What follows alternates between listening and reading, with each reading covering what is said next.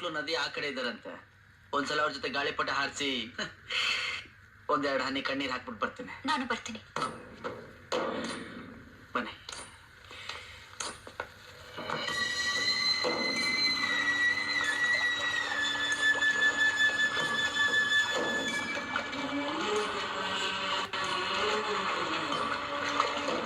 ನಾನ್ ನಿಮ್ ತಲೆ ತಿನ್ನಲ್ಲ ಅಂತ ಹೇಳ್ಬಿಟ್ಟಿದ್ದೀನಿ.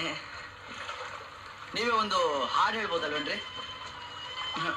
ಬೇಡ ಬಿಡಿ, ಈ ಹಾಡು ಈ ಕವಿತೆ ಸವಾಸನ ಬೇಡ.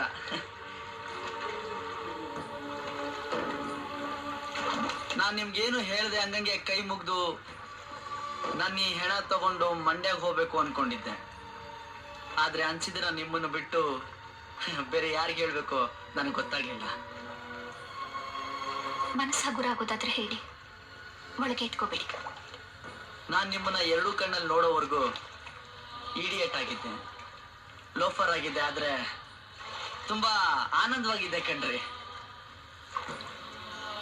ನಿಮ್ಮನ್ನ ಇಷ್ಟ ಪಡ್ತಾ ಪಡ್ತಾ ಹುಡುಗಿದ್ದದ್ದು ಪೆದ್ಬುಂಡೆದು ಒಪ್ಕೋತಾಳೆ, ಒಪ್ಕೊಳ್ಳಿಲ್ಲ ಅಂದ್ರೆ ಓದು ಒಪ್ಸ್ಬಿಡೋಣ ಅಂತ ನನಗ್ ನಾನೇ ಅನ್ಕೊಂಡ್ಬಿಟ್ಟೆ.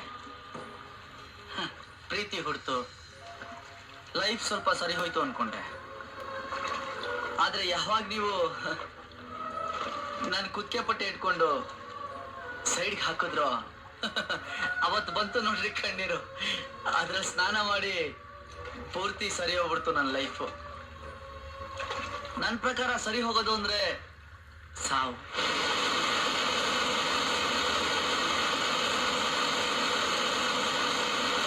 ಅಂದ್ಕೊಂಡಿದ್ದೆಲ್ಲ ಆಗಲ್ಲ ಅಂತ ಹೇಳ್ಕೊಟ್ರಿ, ಜೀವನನೇ ಬೇರೆ ಕನಸೇ ಬೇರೆ ಅಂತ ಹೇಳ್ಕೊಟ್ರಿ, ಸತ್ತ ಮೇಲೆ ಉಸಿರಾಡೋದು ಹೇಗೆ ಅಂತ ತಿಳಿಸ್ಕೊಟ್ರಿ. ಮೊದ್ಲೇ ಟೀಚರ್ ಅಲ್ವಾ? ನೀವು ನನಗೆ ನಗೋದನ್ನ ಕಲ್ಸ್ಕೊಟ್ರಿ. ಎಷ್ಟು ದಿವಸದ ನಂತರ ನನ್ನಕ್ಕೆ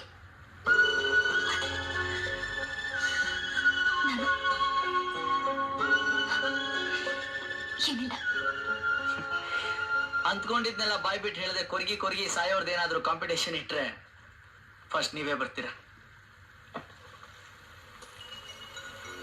ಕ್ಷಮಿಸಿ, ಇದು ನನ್ನ ಹತ್ರನೇ ಇತ್ತು. ಇದರಲ್ಲಿ ಮುಸುರು ಸತ್ ಕೇಳ್ಸುತ್ತೆ. ಇದನ್ನ ಎದೆ ಗೊತ್ಕೊಂಡ್ರೆ ನೀವು ಮಗು ತರ ನನ್ನ ಎದೆ ಮೇಲೆ ಮಲಗ್ದಾಗ ಆಗುತ್ತೆ. 2 ಗಂಟೆ ನೀವು ನನ್ನ ಭುಜದ ಮೇಲೆ ಒರ್ಗಿ ಬಿಟ್ಟೋದಿ ಜುಮ್ಕಿ ಆ ದೇವ್ರು ಕೊಟ್ಟಿರೋ ಗಿಫ್ಟು. ನಿಮ್ ನೆನಪಿಗೆ ಇದು ನಾನು ಇಟ್ಕೊಳ್ಳ. ಅದು ನಿಮ್ಮ ಹತ್ರನೇ ಇತ್ತು ಅಂತ ನನಗೆ ಗೊತ್ತಿತ್ತು. ಈ ಪುತ್ರ ನನಗೆ ತುಂಬಾ ಇಷ್ಟ.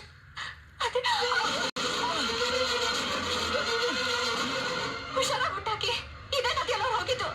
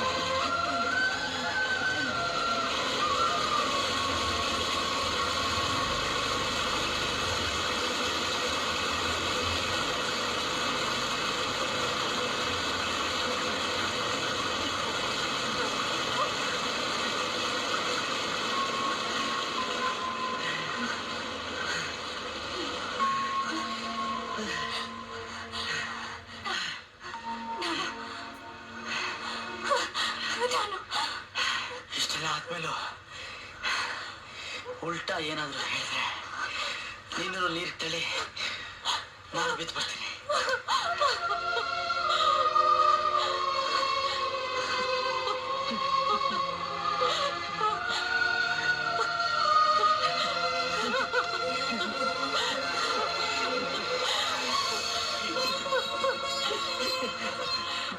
ಬದುಕ್ಬಿಟ್ಟ ಗಣೇಶ. ನಾನು ಬದುಕ್ಬಿಟ್ಟೆ.